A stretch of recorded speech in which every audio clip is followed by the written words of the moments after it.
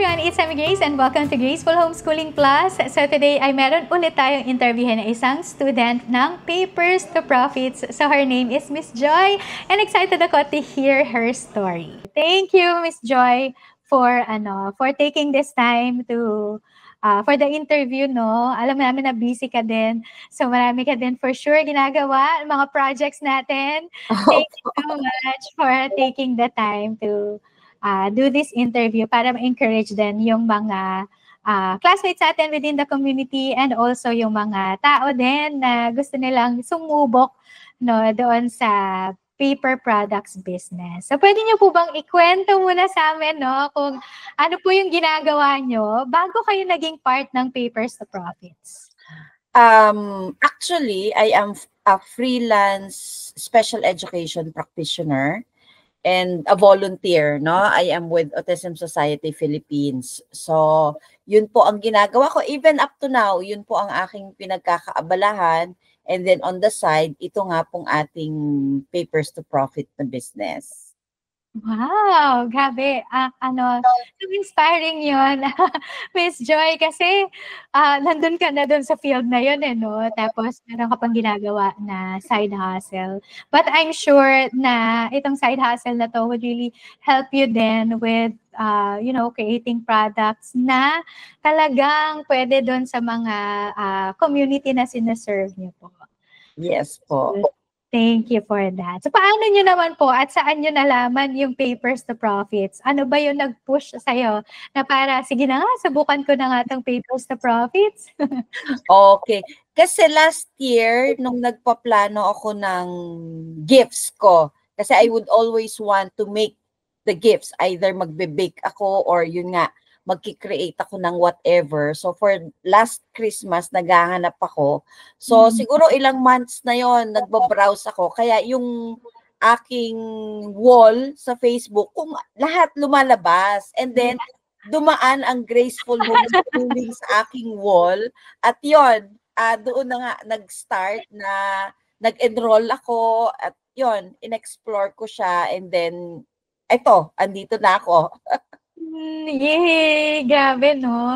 Anong month ba to, Miss Joy? Anong month? I think nag-enroll ako siguro mga November. November. Oo, early November siguro. Fresh, no? Fresh, pero ang dami mo nang naki-8 na mga products. Nakikita po namin yan sa community. Ang galing-galing. At nakakatuwa lang that yung mga products, syempre, hindi lang ito, yung mga, makagawa ka lang ng products, pero yung mga products na meron talagang purpose, di ba? So, nakikita po namin yan and maraming salamat for that kasi alam namin na marami po kayong mababless ng mga pagka nakuha nila at nagamit nila yung products ninyo. So, ayun yung question natin na second, no? Paano at saan ka, saan mo nalaman yung Papers to Profits? Pero, paano ka naman po natulungan ng Papers to Profits? Number one, inspiration. No? Kasi ang dami ko ngang nakikita na nagsimula na hindi rin marunong, no? Tapos lakas loob lang talaga na subukan and then syempre mga ideas, no? May mga nakita akong examples kung paano ba siya gagawin and the how-tos. No, yung mga dine-demonstrate mo kung paano mag-phototop kasi wala akong experience. Hindi ko alam 'yan. I have experience dun sa hot laminating. Pero yung phototop, yung cold lamination, hindi ko alam yun. Wala akong alam doon. And then, the binding, etc. Lahat, the process. Wala po talaga akong alam doon. So, yun, talagang ang laking tulong po nung mga videos na pinapakita po ninyo and the live shows na ano po, na ginagawa po ninyo. Yes, all right. So how about yung community, Miss Joy? Paano ka natulungan ng community? Yung drive na nakikita ko, the eagerness of everyone doon sa community na subukan, gawin, tapos yung pag nag-share sila ng mga finished products nila na parang, wow, ang galing, parang I hope I can make this products as well. So yun nga, like I said, inspiration and ideas kung ano yung mga pwede kong gawin. Yes. na-appreciate ka din namin, Miss Joy, sa pagsagot ng mga questions, no? Lalo ng mga bagong students. So, kami, hindi na din kasi namin talaga masagot lahat ng mga Yes, questions. opo. Kaya, napakalaking tulong nyo po na kayo yung mga sumasagot talaga sa mga questions ng mga students. Nakikita ko po sa background nyo, no? Yung ilan sa mga products na nyo. Yes! So, pwede nyo po bang i-share sa amin yung mga products na yan? Syempre nagsimula ako dun sa mga journal, dun sa mga nakita nating mga templates, yung mga ganon. Hanggang sa naka-create na nga ako ng sarili ko, my favorite, yung memory verse ko, na kumbaga, kasi ang gusto ko nga makatulong kung paano mag-memorize ng mga verses, paano mo matatandaan, saan ka ba huhugot ng life verse mo sa araw na ito to keep you going, no, to strengthen you.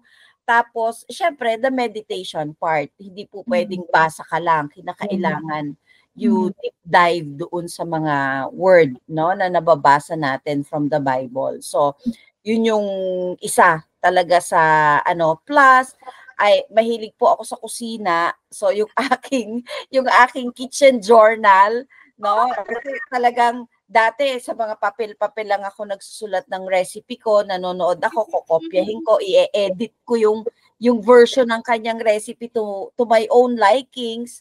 So at least ngayon medyo mas organized na, no, yung pag-iipon ng mga recipe ko. So yan. Plus yan, the usual notebooks, journals na ginagawa na, calendars, no, yung mga planners, yung mga ganon. But like I said, the memory verse and the kitchen journal, yun yung aking talagang tuwang-tuwa ako. Kasi tuwang-tuwa din yung mga kaibigan ko. Opo. Natatandaan kaya mga recipe, di ba yung mga recipe journals, maipapasa yan sa mga... Yes! So, importante na na-document natin. Kung meron kang yung recipe na sa'yo lang talaga. Yun, kayamanan yun ng mga na generation. Naka-excite naman. Pwede ba akong bumili ng kitchen journal? Ay, why not? Na recipe mo, gano'n. Thank you, Miss Joy, for sharing that to us. Ngayon, meron ba kayong mga tips or advice para doon sa mga gustong pasukin yung paper products business? Or kaya naman yung mga nagdadalawang isip pa, no, na talaga ba? Totoo ba? Pwede ba talaga? Posible ba talaga? Or kaya naman doon sa mga nagsimula na parang sabi nila, ang hirap palang gawin nito, parang ayoko na, wag ko na kayang tuloy. So, meron po ba kayong tips or advice para sa kanila? Yung sinabi niyo po na mahirap itong gawin, mahirap simula, totoo naman yun, no? Anything na sisimulan mo pa lang, mahirap siya talaga. Kaya napaka-importante na before you begin anything, ay pag-isipan mo, gusto mo ba talaga ito? Sa tingin mo, mag-e-enjoy ka ba dito? Kumbaga parang secondary na lang muna yung income. Yes. No? Kasi kapag yun lang ang tutok mo, kapag ikaw ay napagod, nahihirapan, medyo hindi ka magtutuloy Yes. Di ba? Yes. So, if you are enjoying what you are doing, kahit medyo mahirap, pagsisikapan mo, and then the income will come in next, no? Yes. And then of course, kapag sa tingin mo, gusto ko na to, mag-e-enjoy ako dito, gagawin ko to, pray about it. No? It's always important that we ask for the guidance of the Lord kung gusto niya ba yung gagawin natin. At kung gusto niya, if it's in His will, ay tutulungan niya tayo, no? Yes. Sa paggawa natin nito. And then kapag andyan na, decided ka na, andyan na yung tulong ni Lord sa iyo, aralin mo. No? Kasi minsan may madidinig ka, ay hindi ako marunong, ayoko niyan. Wala naman pong nagsimula ng anything na alam niya na kaagad. No? Lahat yan nagsimula sa hindi marunong, hindi alam, pero inaral, tsinagang pag-aralan kung paano ang gagawin, sumubok, nag-invest ng oras, ng pera, no? Kasi may mga materials tayong kailangang bilhin, merong mga mistakes, no? May masasayang na materials, but it's part of the process, no? We have to accept that kasi kung hindi hindi tayo handa doon, susuko talaga po tayo eh. So, to those who are just starting or thinking of starting the Papers to Profits business, aralin nyo po muna. Alamin nyo ano yung limitations nyo para alam nyo rin kung hanggang saan yung papasukin ninyong negosyo. And of course, the prayer, no? Very important. Yes. I like that, Miss Joy, na talagang kailangan yung learning ay continue siya. Para din siya, yung para siyang naka-adapt ka din, no? Or nagiging relevant ka din sa panahon ngayon. Kasi kung stick ka lang talaga doon sa kung ano yung nalalaman mo, parang meron ng generation na hindi na makaka-relate sa'yo. Parang gano'n. So, kailangan yung continuous talaga yung learning natin. And talaga, kailangan din natin talaga din ng prayer. Ayun, I really like that, Miss Joy, that talagang marinig natin si Lord na, okay, pag sinabi niyang go na, ayun, go na tayo. Dapat hindi ka na magdududa doon kasi pumayag na si Lord eh. Yeah, so si Lord na ang nagsabi. Si Lord na ang bahala doon. Oo.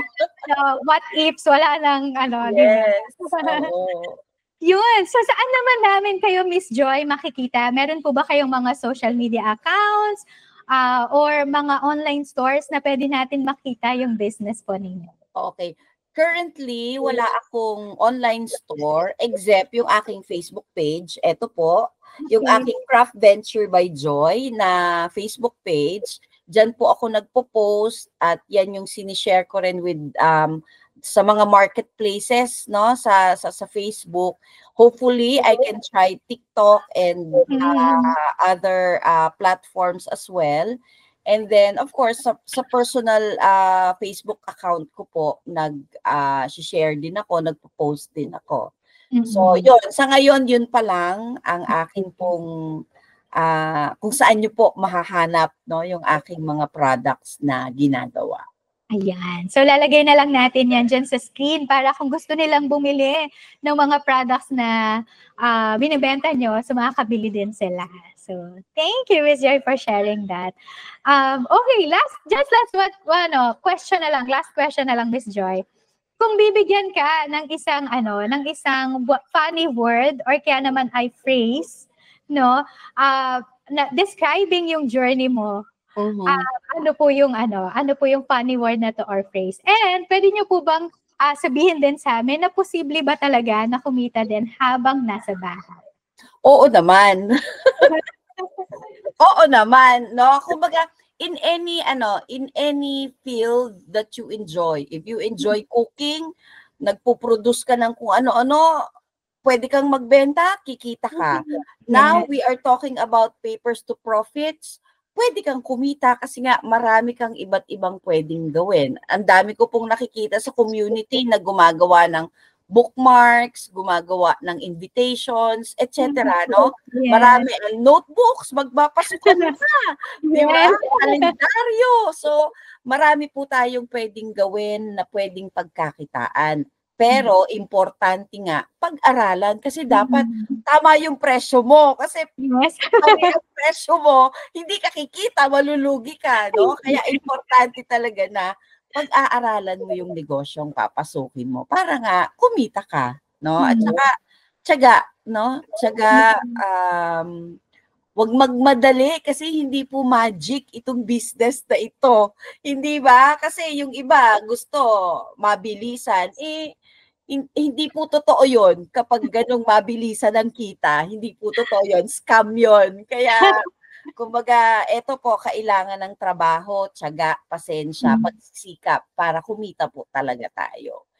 And then, ano pa ba? Doon sa funny word. Yes. Journey.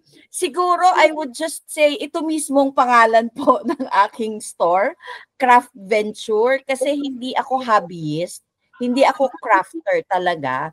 Pero nagsusubok nga akong gumawa kasi ang gusto ko pag nagbibigay ako ng regalo, sarili kong gawa. So now, I am venturing into the crafts, papers, and printing So it's an adventure for me. So kumbaga parang this journey sa Papers to Profits, it's an adventure sa crafting world, industry. So craft venture. Yes. Wow, we love that, Miss Joy. It's really an adventure, no? And adventure sa journey natin. So enjoy lang talaga natin. And i-maximize din natin yung season natin. Especially kung season of learning man ito, maximize natin lahat ng matututunan natin sa business. So thank you. And then, if I may add, kaya nga sabi ko po kanina, importante that you are enjoying what you do. Kasi ito pong ginagawa ko, nung magsimula akong gumawa, na-realize ko, it's a stress reliever din on my end. Kasi every time may makikita akong finished product, every time na yung nag-order, yung bumili or niregaluhan ko ay natuwa, nagandahan, ay, ang saya-saya ko po. Parang ang gaan-gaan. Parang nakakalimutan mo yung problema ng buhay. So, kumbaga, marami kang makukuha. Kaya nga importante, alam mo na tama para sa'yo yung papasukin mo. Yes. Yay! Thank you, Ms. Jo. Okay lang po. Thank you so much. Sobrang inspiring ng story mo. And ang hope namin talaga ay marami pang makita na mga products na ikaw talaga yung magki-create. Maraming mga tao na mabibless ng mga products mo. So maraming salamat for such an inspiring story, an encouraging story. Thank you so much po, Ms. Joy. Salamat po. Yay! So if you want to check yung store ni Miss Joy, ito yung Craft Ventures by Joy. Ayan, makikita nyo kung gaano yung mga, talagang yung gaano yung effort, yung pagmamahal na binuhos ni Miss Joy sa mga products niya. Alright, thank you so much, Miss Joy. Thank you very much. Just before, pag-pray lang kita, okay lang ba? Yes po. Okay, pag-pray kita, Lord. Thank you, God, for Miss Joy. Thank you because alam namin that yung mga ginagawa niya will not, hindi siya mauwi, Lord, in vain. But Lord, it's gonna be a blessing, Lord, to many people. Lord, I pray that bigyan niyo siya ng wisdom, even the grace, Lord, to finish, Lord, kung ano man yung ginagawa niyang product ngayon, to bless din, Lord, yung mga families na merong on the side ng spectrum, Lord. So, I pray, God, na bigyan niyo siya ng wisdom kung ano ba yung mga ilalagay dito, ano ba yung mga dapat na hindi naman nandito sa mga materials na to. But Lord, I pray then, Lord, that yung materials na to, God, would encourage, Lord, the families, Lord, na dinesign mo, Lord, yung mga bata, dinesign mo yung family nila as such like that, Lord, para maging blessing din, Lord, sa mga tao. And Lord, they are wonderfully made. Madidiscover nila, Lord, yon along habang inaaral nila yung mga materials na create ni Miss Joy. Madidiscover nila that they are fearfully and wonderfully made by you, God. So, maraming salamat, God, sa gagawin niyo pa. Lord, I pray that you bless the works of her hands. I pray that you expand, Lord, yung kanyang territory, God. I pray that even, Lord, that you're gonna expand her influence, God, dun sa community na sinuservan niya, Lord.